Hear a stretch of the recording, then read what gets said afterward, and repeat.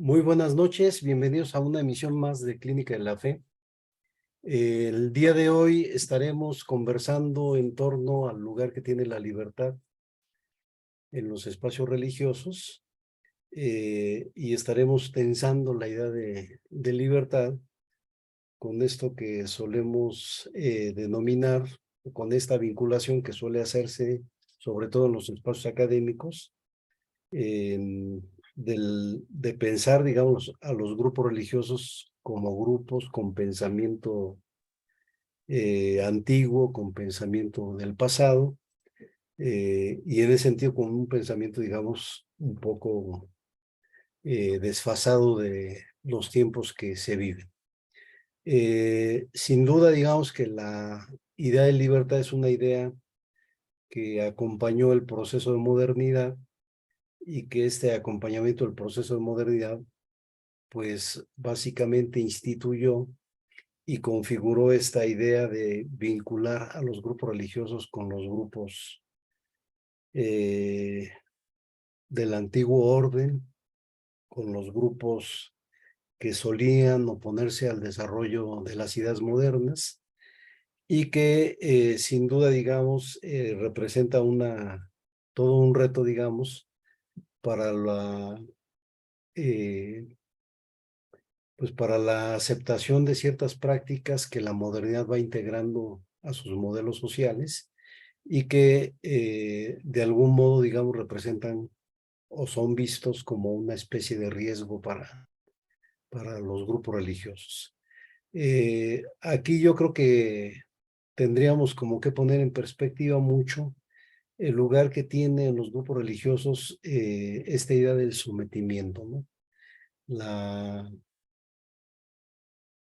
cantidad de discursos que aparecen entre los espacios religiosos, donde se apela, digamos, al orden divino para someter voluntades, para someter prácticas y sobre todas las cosas para someter, digamos, a los cuerpos a un régimen que suele tener, digamos, efectos devastadores, sobre todo si se considera, digamos, el asunto de los derechos que la modernidad ha logrado confrontados con las lógicas de sometimiento que aparecen inscritos, digamos, en las lógicas religiosas.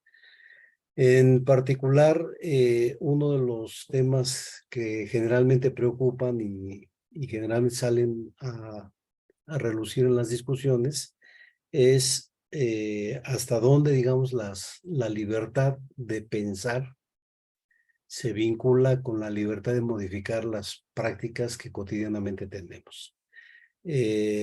Asunto que por demás suele tener, digamos, efectos tensionantes entre los grupos, porque hay quienes aceptan que ciertas prácticas deben ser consideradas como prácticas reivindicadas por el texto bíblico, mientras que hay también grupos que suelen pensar que ciertas prácticas no deben ni pueden ser reivindicadas por el texto bíblico. Me refiero a prácticas tales como lo que está, por ejemplo, ahora muy en boga, que es la explosión de la visión de género, sin dejar de lado, digamos, la lucha histórica del movimiento gay y su derecho a la creencia, eh, que está, digamos, permanentemente siendo puesta en cuestión, pero también su derecho, digamos, a hacer, digamos, una expresión más entre las expresiones de lo que suele concebirse como la diversidad, ¿no? Sin duda que la libertad es un concepto que está integrado a la formación de los estados nacionales. Los estados nacionales, sobre todo en América Latina, cuando nacen a la luz pública, nacen pues con la permanente promesa de que la ciudadanía, en la medida que sostiene estos estados nacionales, estos modelos republicanos, pues a lo que tendrá acceso fundamental es al campo de las libertades.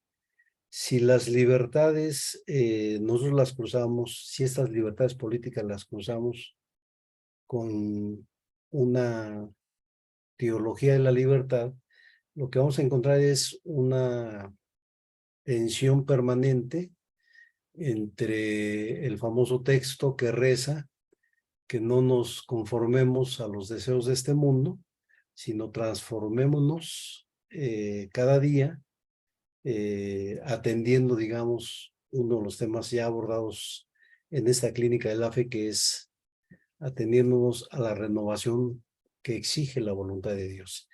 Y en todo caso, digamos, la voluntad de Dios queda acotado a una interpretación o a interpretaciones que permiten justamente la explosión de prácticas que si en un grupo religioso no son aceptados, pues suelen emerger, digamos, en otros grupos religiosos que son más tolerantes y aceptan con un criterio mucho más amplio prácticas que en otros espacios suelen ser perseguidos.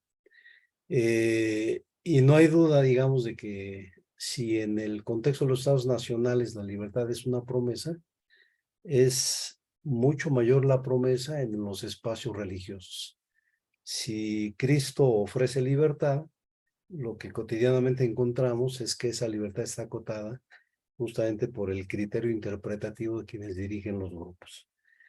Aquí hay una cuestión que evidentemente no suele hacerse explícito en los grupos religiosos, y es hasta dónde las interpretaciones teológicas en realidad, más que ser interpretaciones que se orientan hacia prácticas de liberación, son interpretaciones que se orientan a prácticas de esclavitud. Y pues con esta primera idea quisiéramos comenzar la discusión de esta noche. Muchas gracias, César. Pues se plantea aquí un gran paradigma porque la gente va en búsqueda de algo cuando se acerca a un grupo religioso, se integra, tiene un proceso de conversión. A veces este proceso ya es algo medio heredado porque viene de generaciones anteriores y sin embargo esa promesa nacida yo creo que desde el texto bíblico, porque en el Evangelio se le atribuyen un par de frases que ahorita tengo en mente a Jesús, que es, conoceréis la verdad y la verdad os hará libres, y si el Hijo os libertare seréis verdaderamente libres. En ese camino de búsqueda, pues hay más bien mucha pérdida por las mismas inercias que tienen los grupos, hay mucha pérdida de esta pretendida libertad. Entonces, esta búsqueda nace en el individuo, desde mi perspectiva, nace de la necesidad o ante la sensación de la falta de algo, ¿no? Puede ser una experiencia trascendental, una enfermedad, puede ser algún problema personal, emocional, familiar, y se acercan a un lugar de culto, a un lugar de iglesia. Generalmente nadie en una primera instancia se acerca por temas doctrinales. Y ahí encuentra camaradería, ahí encuentra un líder, pero ¿a dónde lo lleva en este proceso, no?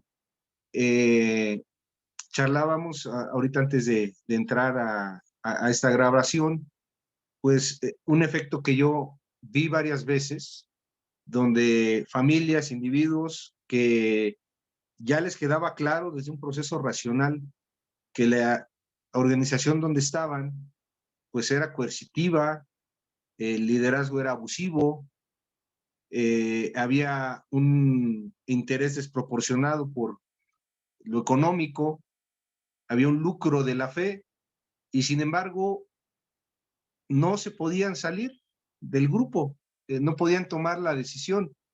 Y ahí tengo muy en mente, porque sí, ciertamente como tú, relaciono esto a los procesos libertarios que por ahí se dieron en el siglo XIX, un poquito antes, Y por un lado, Rousseau en el contrato social, pues nos habla un poco de que en momentos la libertad tiene que ser impuesta, y eso también es muy paradigmático. Entonces, ¿cómo puede darse un proceso de liberación dentro de una estructura ideológica, dentro de prácticas coercitivas, dentro de un espacio donde consciente o inconscientemente se busca mucho la despersonalización del individuo y esta asimilación, nulificación de la voluntad propia dentro de un grupo? Y aquí quisiera abrir la charla con el profesor Carlos, y yo empezaría por preguntarle si él se considera que es libre y por qué.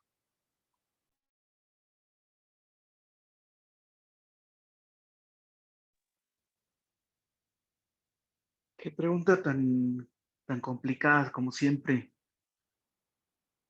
Pues no sé, es un ejercicio constante. A veces uno cree que es libre y de repente resulta que no lo era tanto, ¿no? O uno va conociendo sus propias determinaciones y entonces quizás se asumen estoicamente los rangos en los que sí se puede actuar y en los que no.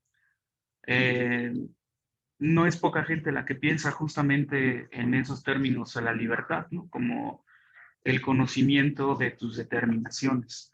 O como por ejemplo, por ahí algunos dicen que no se es más libre que cuando se asume plenamente aquello que no puede ser de otra forma, ¿no? Cuando no tienes opción y te das cuenta y actúas en consecuencia, estás siendo libre, muy paradójico y con muchos problemas para, para pensarse, pero está desde ese punto de vista. Otra posición, bueno, esta onda de las determinaciones, pues es una cuestión heredada allá de este filósofo judío llamado Baruch de Spinoza, ¿no? En la medida, soy libre en la medida que conozco mis determinaciones y también un poco por ahí iría, por ejemplo,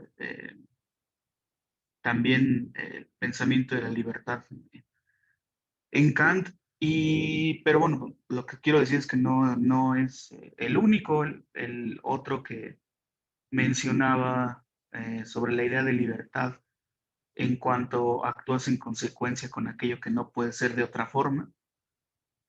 Como por ejemplo, ponen un ejemplo Zizek sobre la gente que asume ir a una guerrilla o a un enfrentamiento que incluso sabe que se va a perder. En el momento en el que estoy pensándolo y que no tengo opción de no luchar y que decido luchar, en ese momento soy libre, sin importar incluso el desenlace posible que pueda tener mi búsqueda, o en este caso particular que pone Zizek, mi lucha, pero por supuesto también pues no hay que olvidarnos del humanismo, ¿no? Citaría quizás, para entrar también más en esta onda, pues el pensamiento de Pico de la Mirándola eh, con su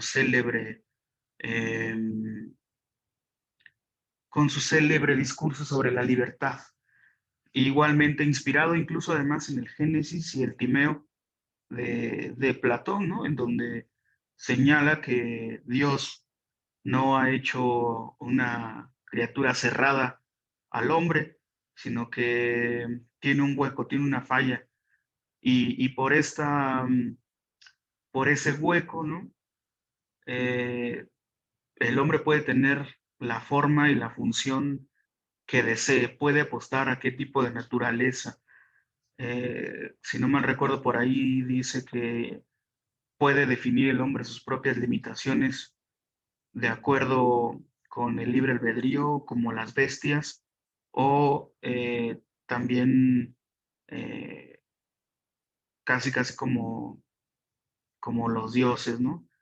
Que no es mortal, ni inmortal, ni de la tierra, ni del cielo, y que bueno, puede poner, si así lo desea, su ser entre las bestias o entre los más altos espíritus divinos, ¿no? Lo que me recuerda, por supuesto, también ese salmo, eh, que es el hombre para que te acuerdes de él, apenas inferior a un Dios lo has hecho, y ahí está todo el asunto. Por supuesto, pues Pico de la Mirándola fue acusado de herejía, encarcelado, aunque después liberado, pero pues sin duda un pensador que puso en el centro lo indeterminado del ser humano, y justamente por eso el espacio para la libertad en ese hueco, en esa falla, en esa grieta de su existencia, ¿no? Como diría Leonard Cohen, está hecha para que ahí entre la luz o para que la tape y no entre nada, ¿no? Entonces, pues el asunto también lo tendríamos que pensar, ya que hoy vengo quizás muy humanista. Pienso pues en esta asociación libre, en Etienne de la Boétie y el discurso de la servidumbre voluntaria, donde eh, justamente como hace rato, Roberto, que mencionabas que hay una parte en la filosofía de estos humanistas, como por ejemplo Voltaire, en la que dice que la libertad se debe imponer en algún momento. Eh, Hay quien estaría de acuerdo con esto. Es una afirmación igualmente problemática, pero digámoslo así, deja de ser problemática en el momento en el que, por ejemplo, incluso lo pensamos con la figura del Mesías, y deja de ser problemático también quizás en el momento en que lo pensamos con la figura del profeta, en el sentido de que hay una suerte de tiranía y síntomas que se manifiestan en las comunidades donde estos sujetos aparecen, y donde también hay una suerte de afirmación que estos sujetos no solo los tiranos ejercen su dominio, digámoslo así, por la fuerza o por sus habilidades seductoras o por sus contingencias particulares, sino sobre todo porque sobre quienes ejerce su dominio lo desean. O sea, es decir, habría una parte de estos grupos que desean ser tiranizados, que voluntariamente sirven o se colocan a sí mismos como sirvientes, no en el sentido de servir, sino en el sentido de esclavitud, en el sentido más pues abyecto de la palabra sirviente. Y en ese sentido, es también muy revelador que ese texto también se conozca como contra el uno, con mayúsculas, ¿no? Ante la falta de eh, pluralidad en el pensamiento. Por eso dice contra el uno con mayúsculas, ¿no? Porque se entiende que hay un espacio homogéneo que tendría ciertas cualidades, además, que tendría sobre todo una cualidad, por ejemplo, en la cual sería una comunidad imposible de amar y de ser amados, siguiendo la lógica incluso que plantea el tirano.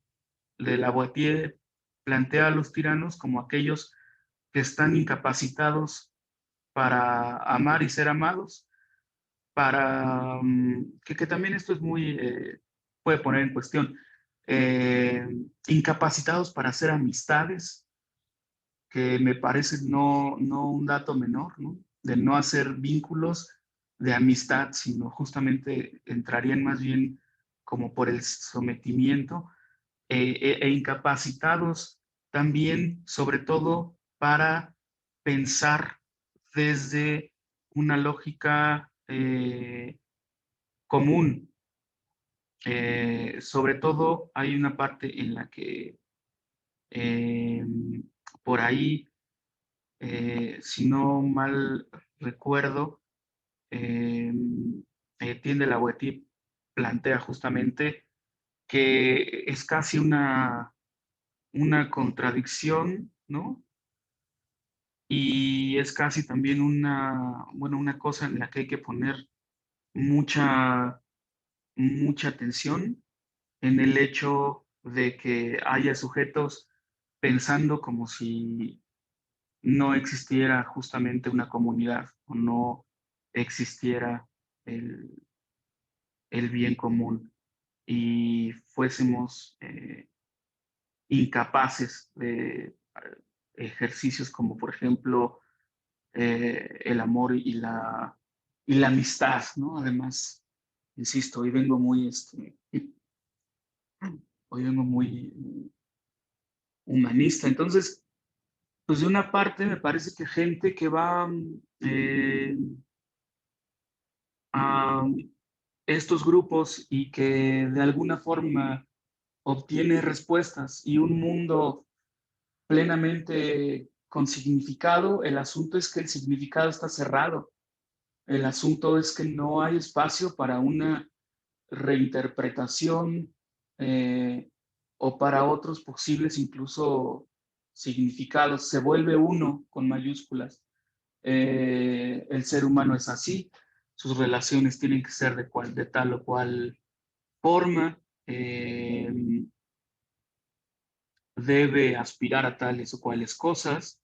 Lo bajo es esto, lo alto es esto otro, y cada grupo y comunidad tiene perfectamente bien definido en ese sentido, pues lo bueno, lo malo, lo gozoso, lo triste, eh, lo utópico, lo antiutópico, pero esto incluso pues por allá Heidegger nos va a decir que es una de las características justamente propias del ser humano, que parece que no nos podemos escapar como de hacer esas afirmaciones, que no hay grupo en el que no aparezca, pues no solamente las, las iglesias, pero que también en estos escenarios está la posibilidad de justamente eh, volver a pensar nuestras servidumbres, nuestras lealtades,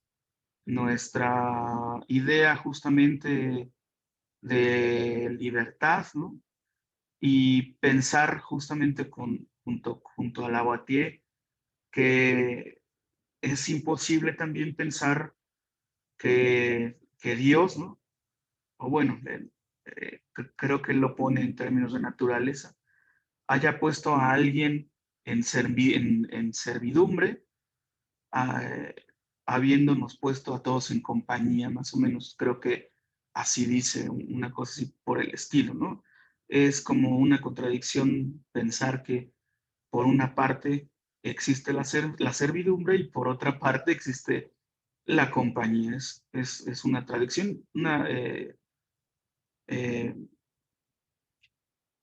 es que tuve un lapsus, trato de analizar qué quise decir.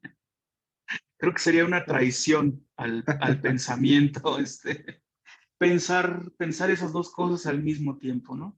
Por ahí tú mencionabas la otra vez la palabra disonancia cognitiva, tal vez tendría que ver justamente con algo así para este caso en específico, en el que pues ya me han escuchado decir aquí muchas veces que la existencia es enteramente compartida. Desde ahí, entonces, ¿cómo pensar que si la existencia es compartida, pues entonces exista, por ejemplo, una suerte de servidumbre, ¿no? Y no hay espacio para justamente la libertad. Y lo hemos mencionado otras veces también, el ser libres da ansiedad porque no hay garantía, porque hemos hablado acá del salto al vacío, hemos hablado del que no hay asidero, y Y entonces el sujeto se angustia ante esa posibilidad y lo que viene a tapar, sellar ese hueco de la existencia, pues es un discurso plenamente de significado, ¿no? De un mundo cerrado. Espero no ofender a nadie, pero incluso voy a dar un ejemplo.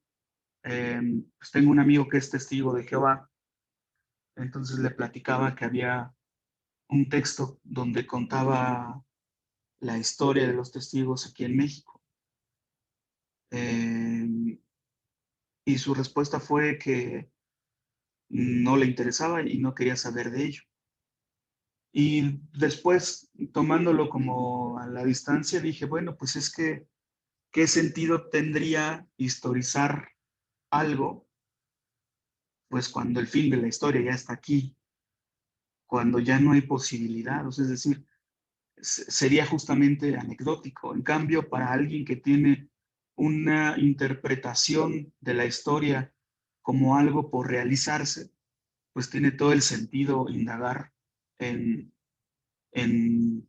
las condiciones que dieron origen a, en este caso, por ejemplo, sus propias iglesias. Entonces, creo que por ahí va mucho el asunto, ¿no? Eh, las iglesias pueden coartar nuestra libertad en el entendido de que más bien eh, pues hay un horizonte de llegada, un ideal, y no te puedes salir de la rayita porque entonces ya no estás siendo libre. Incluso todavía los mayores se atreven a decir, es que eso no es libertad, es libertinaje, ¿no? Esas palabras que para nuestras generaciones pues están incluso ya casi en desuso. Hasta aquí dejaría mi comentario por el momento. Charlie, magistral, déjame hacer no por coba, simplemente sí reconocerte, pues, esa maestría con la que nos hablas y planteas estas posibilidades y por ahí habrá más que abundar. Quisiera darle la palabra a Diana y a Yashua. Pareciera que ejercer la libertad es ganar y perder. Por un lado, podríamos ganar cosas interesantes como pues determinar el camino de nuestra fe, el rumbo de nuestra familia, etcétera. Pero por otro lado, ejercer esa libertad pareciera que es inherente también a quizás tener que renunciar al grupo en que estamos.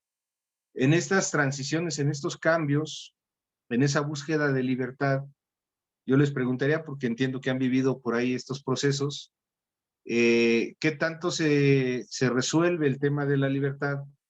Primero, el proceso de salir de una congregación donde uno estuvo, donde uno fue parte, donde uno quizás inició su camino como creyente, pues es derribar muchos símbolos. Integrarse a otra pudiera en un momento dado llevarnos como que al mismo resultado. ¿Cómo ha sido este proceso en ustedes? ¿Qué opinan de este ejercicio de la libertad? ¿Por qué nos da tanto miedo ejercer nuestra libertad?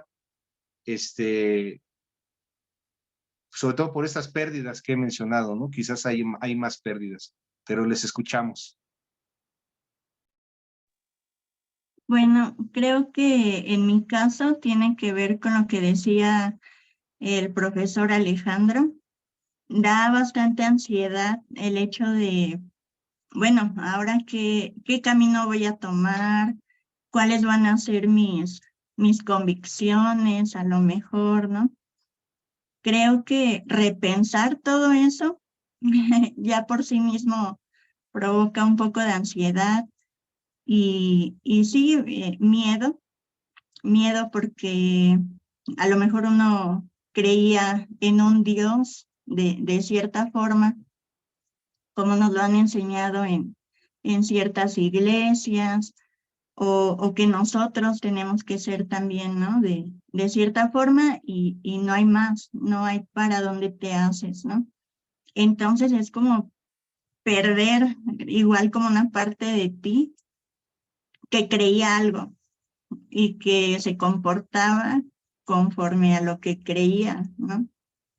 Que a lo mejor ya sabías que, ay, pues el domingo voy a ir a la iglesia, o entre semana voy a estar ahí en la oración, ¿no? Como, pues cosas que a lo mejor pudieran parecer muy simples, pero que sí daban cierto significado, ¿no?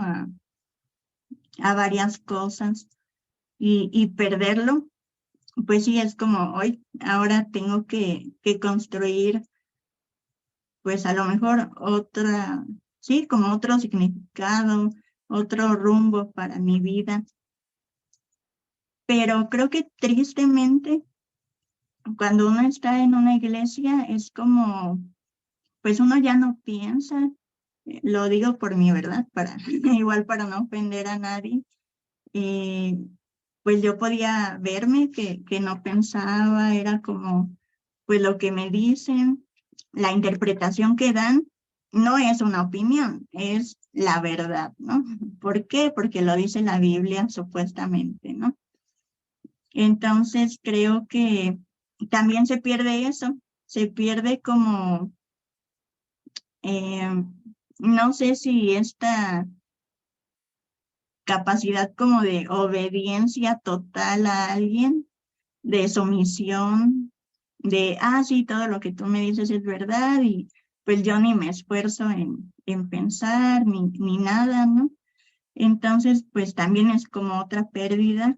Sin duda las amistades que uno hace, pues también se pierden porque no quiero generalizar, pero la mayoría de personas que he conocido, lo que ellos dicen es la verdad. Y si tú ya no piensas igual que ellos, aunque tú les digas, mira, pues yo tengo otra opinión, pero es otra opinión, o sea, yo no quiero que tú lo tomes por verdadero, ni quiero convencerte de nada, pues ellos sí lo toman como una ofensa, entonces pues también se pierden amistades y pues yo pienso que es como difícil salirte de ese tipo de lugares porque casi ya tienes como tu vida hecha, ¿no? Así como, bueno, me tengo que comportar de esta forma, se supone, aunque pues a veces ni lo hace uno, ¿no? Pero ya te están diciendo, como si fuera un papá, ¿no? Un papá o una mamá que se supone que te resuelve la vida a veces. Y perder eso, pues sí es como complicado, pero también se gana bastante. Ya después de meses de que yo no voy a la iglesia, sí puedo decir que he ganado bastante y sobre todo atreverme a pensar diferente, pues es algo, pues yo creo que nuevo para mí, pero me hace ver inclusive a Jesús de una manera, pues sí, muy diferente, ¿no? Como ayer estaba leyendo este pasaje, creo que es Juan 4, no me acuerdo, de la mujer samaritana, ¿no? Cuando ella le decía que los judíos hablaban de que tenían que adorar en Jerusalén, y Jesús, me encanta cómo le dice que va a llegar el día en el que los verdaderos adoradores van a adorar en espíritu y en verdad, ¿no? Y que aún el Padre es el que busca este tipo de adoradores, ¿no? Y pensar en cómo, pues yo veía este pasaje y me encantaba porque me gusta mucho esta historia de la mujer samaritana. Lo veía, pero no lo entendía como ahora, ¿no? Yo creía que a lo mejor se refería, no sé, a una forma ya establecida, ¿no? A lo mejor bueno, tienes que ir a la iglesia y ahí es donde vas a adorar, ¿no? ya no en Jerusalén, pero sí en una iglesia local, ¿no? Y ahora puedo pensar diferente y ver que pues tan solo el hecho de amar a alguien, de ayudarle a alguien, pues es estar adorando a Dios, ¿no? De cierta forma, por lo que yo veo en Jesús, ¿no? En que también él le comenta a la mujer samaritana que él le iba a dar agua de vida eterna, ¿no? Entonces puedo ver cómo todo lo que corta la libertad o corta la vida, pues creo que no viene de Dios, ¿no? Si nosotros podemos apoyar a alguien, pues, o como decía el profesor Alejandro, ¿no?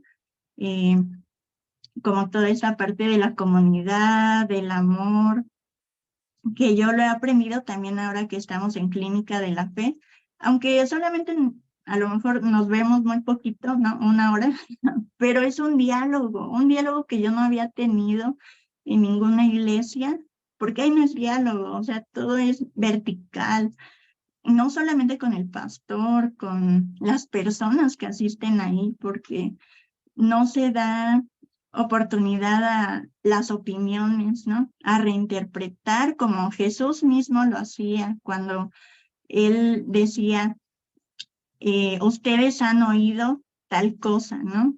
Pero yo les digo, y pues es muy triste que aún los que a lo mejor nos llamamos cristianos, pues nos convertimos en todo lo que Jesús vino a criticar, ¿no? Él fomentaba, yo creo que este pensamiento crítico también, y es de lo que más carecemos, sobre todo cuando, pues sí, cuando no queremos salirnos de esta comodidad de que te digan lo que tienes que hacer.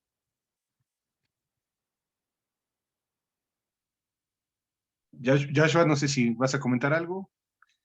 No, todo Muy bien. bien. Sí. Oye, no, pues gracias, Diana, por lo que has comentado. Nos has hablado ahora sí con el corazón en la mano y yo te agradezco mucho eso.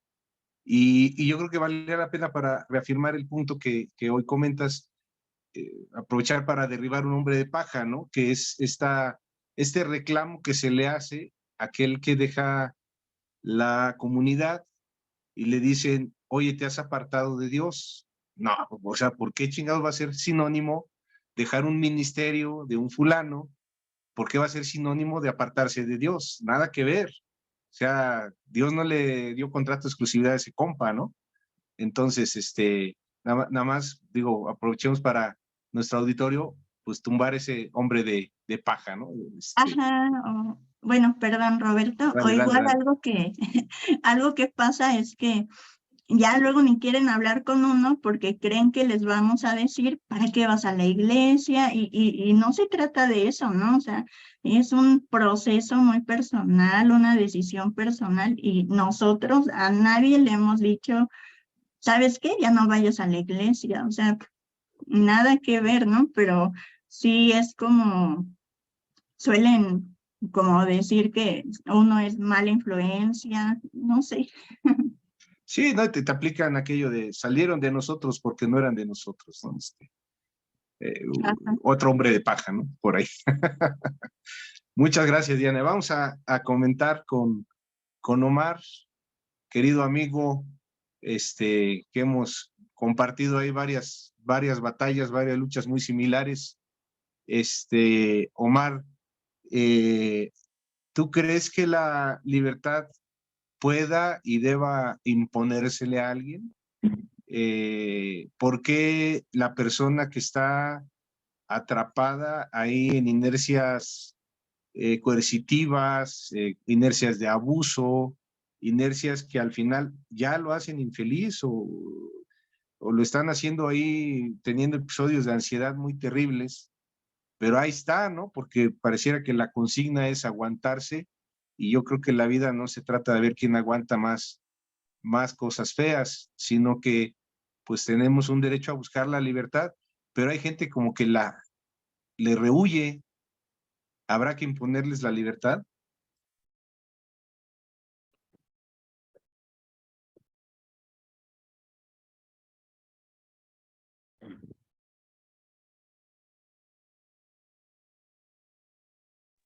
No te escuchamos, quizás tienes tu micrófono. A ver, háblanos. Hola, ¿qué tal? Buenas noches. No, tuve que cambiar el dispositivo de conexión. Lamentablemente, sigo batallando con este tema del cambio de plataforma y de conexiones a medios digitales. Hay problema para conectarme. Lamentablemente no pude escuchar la pregunta que me habías hecho, pero bueno, quiero empezar a participar un poquito con lo que están trabajando, con lo que escuché.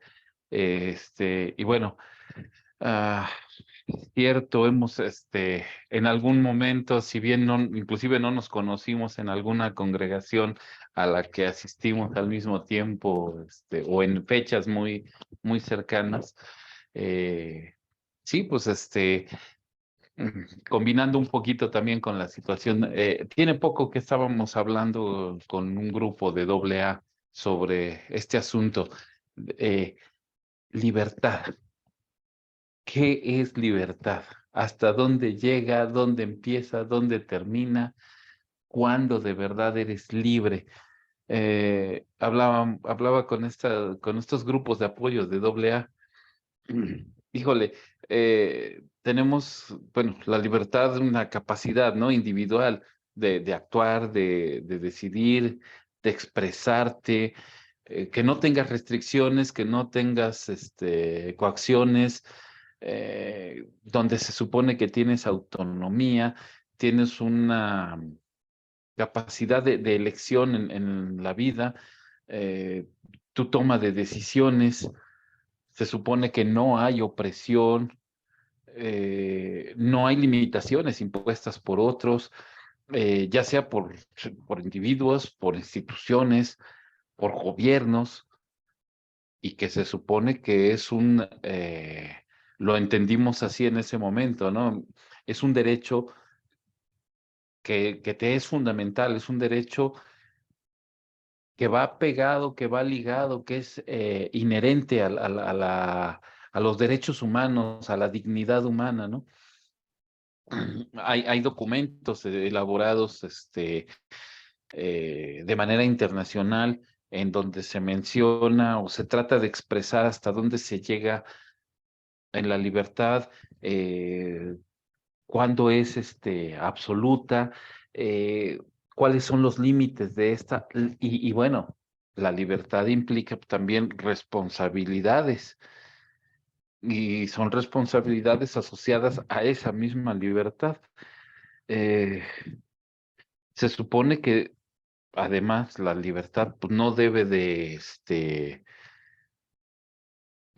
ser ejercida, o no debe de tener alcance a dañar a otra persona. Cuando tu libertad restringe la libertad de enfrente, pues ya se acabó. Se supone que debe de haber una convivencia social, un equilibrio entre la libertad individual y el respeto a los derechos de las libertades de los demás. Eh, y bueno, entendíamos que la libertad pues no se limitaba únicamente a la ausencia de restricciones de lo de afuera, sino también es una libertad que, que, que te abarca la capacidad de autodeterminación, de elección consciente, de búsqueda de objetivos que sean tuyos, de tus aspiraciones. Eh, no sé, perdón, digo, que puedas tener la capacidad de creencias, de valores y que puedas perseguir la felicidad y el desarrollo personal. Era un tema con el que estuvimos trabajando, con el que estuvimos adentrando, pero nos encontrábamos con tropiezos de inmediato, sin ir muy lejos. Reza una expresión de estos grupos que aparentemente no son coercitivos, que dicen, si tú faltas a tus juntas, no te preguntes por qué recaes. Ya sabes, o sea, tienes que estar aquí para obtener tu libertad. Bueno, entonces soy esclavo de este grupo para obtener libertad. Híjole, era tema complicado, era tema para llevar complejo. Tú eres parte de esta congregación. Claro, si tú te separas de ella, estás mal, estás equivocado, estás en pecado porque tienes la obligación de congregarte. Uno de los ministros, recuerdo, decía, usan el texto para sacarlo de contexto y usarlo de pretexto. Pero bueno, este tema, este diálogo iba enfocado hacia, te estoy dando la palabra y aquí tienes el conocimiento y aquí tienes lo que necesitas. Se está volviendo la vid, tú eres el pámpano y estás alejado. Entonces, si tú te alejas de la vid, no tienes los pastos frescos, no tienes los conocimientos, no tienes la palabra de Dios. Y bueno, la libertad va hasta en cuestiones del bolsillo. Te voy a explicar y te voy a decir como ministro qué es lo que tienes que hacer y cómo tienes que hacer y tienes que entregar los dineros de esta manera.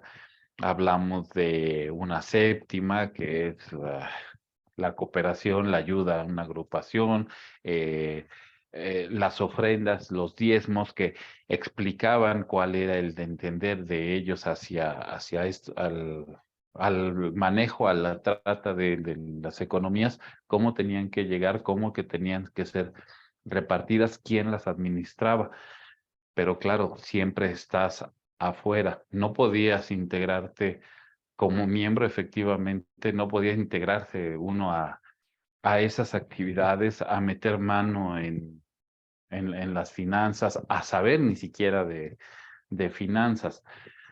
Y bueno, obviamente, pues tienes la libertad de hacer lo que quieras siempre y cuando estés aquí todos los domingos, estés con tus aportaciones, que muchas veces a eso redundan los diálogos, grupos de amistades, grupos de asociaciones religiosas que lo que quieren es seguir teniendo más gente, de que quieren seguir jalando gente y tener volumen y les dan la libertad de ofrendar libremente, de opinar libremente, pero siempre y cuando sea lo que ellos dicen y como ellos lo dicen. Una experiencia con un muchacho que estaba saliendo de las agrupaciones. Había estado en malas agrupaciones en las que le solicitaban, se sentía él muy encadenado, muy presionado, y no solamente era en el tema económico, sino me platicaba cuando sale de una supuesta libertad cristiana, de una supuesta libertad religiosa, a estos grupos en los que se supone que no son, donde no se habla de Dios, le cambian el nombre a un poder superior. Él sale de la agrupación y durante muchos meses, él conoce a una persona con quien hace pareja y empiezan a vivir juntos. La plática era, la verdad es que no podía dormir, tenía miedo, porque lo que me habían inculcado, lo que me habían enseñado, lo que yo entendía es que yo estaba viviendo en pecado. Y tuvieron que pasar años para que él sintiera la libertad de que no estaba bajo una situación de pecado, bajo una situación de daño. Y fue el hecho también, salió de una congregación católica, de una agrupación, además con mucho dinamismo, con muchas actividades, a una agrupación cristiana, pseudo cristiana, en la que pues lo lastimaron mucho y lo hundieron hacia unas dependencias mucho más graves. Esa libertad no la encontró, empezó a encontrarla en el alcoholismo, en la drogadicción. Esta libertad, cuando asiste al grupo, encuentra otra mecánica de libertad, pero también en donde tenía cierta cadenas, cierta opresión hacia sus pensamientos, hacia sus libertades, al grado de sentir que, bueno, estaba viviendo oprimido, inconforme, porque pues en cualquier momento se podía aparecer un creador, un Dios castigador y que lo iba a condenar porque estaba viviendo en pecado. ¿Hasta dónde queda su entendimiento de libertad? ¿Hasta dónde queda ese proceso?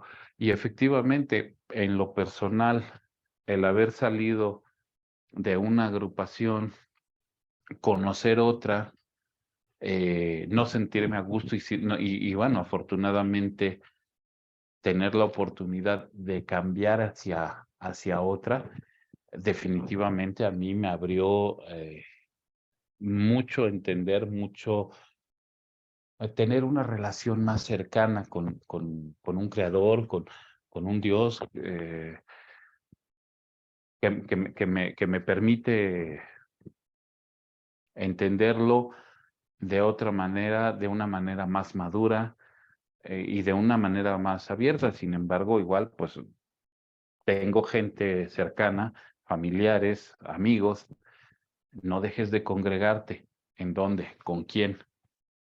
En esta agrupación, con estas ideas, gracias, acabo de salir de esa situación, de esa opresión. Y bueno, dejo ahorita aquí el comentario, probablemente un poquito más adelante comentamos algo más. Gracias. Muchas gracias, Omar. Muchas gracias. Pues quisiera regresar este micrófono a nuestro profesor César. ¿Cuál sería el camino entonces? Quizás pudiera llegar a hablar, digo, al final, el feligrés, el de a pie, el que se encuentra medio en la indefensión entre esquemas, sistemas, consignas muy orientadas al abuso, quizás tendría que tener como un referente. Se me venía a la mente ahorita decirte, podríamos hablar de los derechos del feligrés, quizás pudiera ser un instrumento que ayude a este ejercicio de liberación. A ver si, como dice Carlos, haces preguntas muy complicadas. Yo creo que en general las participaciones de esta noche apuntan a un hecho ineludible. La libertad, pues es un acto que solo pueden ejercer quienes definen su política de vida. La libertad no es un acto impolítico, es un acto político. Y aquí más bien se me ocurre pensar en pues la metáfora que ilustra mucho, digamos, el hecho fosilizado, ¿no? Y lo que existe, digamos, en el contexto de las sociedades humanas es más bien lo fosilizado, lo costumbrista, lo que cotidianamente repetimos, ¿no? Y en ese sentido, el acto de libertad justamente aparece con el rompimiento, con la oposición o con el alejamiento de eso que resulta cotidiano. Digo, eso es un poco complejo el asunto, porque justamente, digamos, el acto libertario se parece más a lo que los teólogos conciben como el milagro. No es, en consecuencia, la libertad una actividad que resulte cotidiana. Más bien es lo contrario. Creo que Carlos lo ilustraba muy bien con el conjunto de estos filósofos que hacen apología del sometimiento. O sea, en el contexto social, en los procesos sociales, lo más común es el sometimiento. No solamente es lo más común, es lo más cómodo, porque el sometimiento no exige que el sujeto decida, sino que el sometido más bien apunta a la reproducción de las órdenes, los preceptos o las prescripciones de aquel a quien se ha sometido. Y en ese escenario, pues lo que tenemos nosotros, digamos, es el acto libertario, es un acto de irrupción, de rompimiento, de transgresión, que altera justamente la vida fosilizada, la vida normalizada, ¿no? Lo que por acto reflejo solemos estar acostumbrados a hacer. Y si el acto milagroso es de lo que más carecemos, pues ahí tendríamos que entender que en la vida de un creyente, pues los actos de libertad se pueden contar con los dedos, ¿no? No es la constante, no es la permanente, sino es justamente aquello que nos permite comenzar otra vez, ¿no? Como acto milagroso o como acto que nos enfrenta, digamos, a la necesidad de nacer otra vez, porque nacer otra vez implica, digamos, o exige salirnos del proceso cotidiano para replantearnos las cuestiones fundamentales de la existencia. Y las cuestiones fundamentales de la existencia no nos las estamos cuestionando cotidianamente, sino que tiene que existir un acto que literalmente nos obligue a renunciar a una política de lo naturalizado para entrar a una política del milagro. Es decir, volvernos agentes que cuestionan, que preguntan, que interrogan sobre las formas de estar en el mundo de manera colectiva, ¿no? Y claro que estoy de acuerdo con Carlos, porque Carlos dice, pues no es un asunto sencillo, porque es justamente saltar al vacío. Entonces, el acto de libertad, un poco como lo entiendo yo, pues es un acto que se parece mucho al milagro. No es algo que ocurra cotidianamente, es algo que ocurre así, literalmente, milagrosamente. Y milagrosamente porque, pues, es un acto que nos obliga a decidir comenzar otra vez, renunciar a lo que solemos hacer de manera cotidiana. El lenguaje bíblico sería renunciar al viejo hombre y comenzar la novedad de vida, y la novedad de vida o esta decisión de comenzar a vivir en novedad, pues es justamente lo que apuntaría, digamos, a, a la irrupción milagrosa en el contexto de un grupo, ¿no? Creo que Omar lo ilustra bien, Irene lo platica de manera muy vívida, porque sí, justamente el acto milagroso, a quien suele sorprender de manera o con magnitudes mayores, es justamente a los apologetas de la norma, ¿no? A los apologetas de lo que debe de ser, a los apologetas de la verdad, ¿no? Y aquí en consecuencia, pues uno tendría como que pensar que actos de libertad, pues no es una cosa que ocurra frecuentemente. O sea, creo que son incluso marcas en la existencia que nos permiten dilucidar justamente como el proceso nos ha sometido y como el milagro o como el acto libertario anuncia o dibuja, digamos, una otra forma de estar en el mundo, siempre en posibilidad, pero también siempre como proceso, con el riesgo de que ese acto milagroso genere nuevos modelos de sometimiento, ¿no? Es un poco lo que yo alcanzo a ver, ¿no? Muchas gracias, César. Pues terminamos nuestro tiempo de esta noche y pues nuevamente agradecerles de verdad de corazón a todos los que esta noche han participado con nosotros. Gracias al profesor César, gracias al profesor Carlos, gracias a Diana y a Yashua y gracias a Omar que ha estado con nosotros esta noche. Queremos mandarles un afectuoso saludo a aquellos que ven esta transmisión, recordarles los canales, es a través de Facebook, en la página de Facebook Clínica de la Fe y también en el canal de YouTube Cristiano Rebelde. Ahí estamos y por ahí nos saludamos, vemos sus comentarios y pues también invitarles a que compartan la página, le den like, la invitación que hacemos con frecuencia y pues es muy importante para la realización de este programa. Muchas gracias a todos, que pasen muy bonita semana.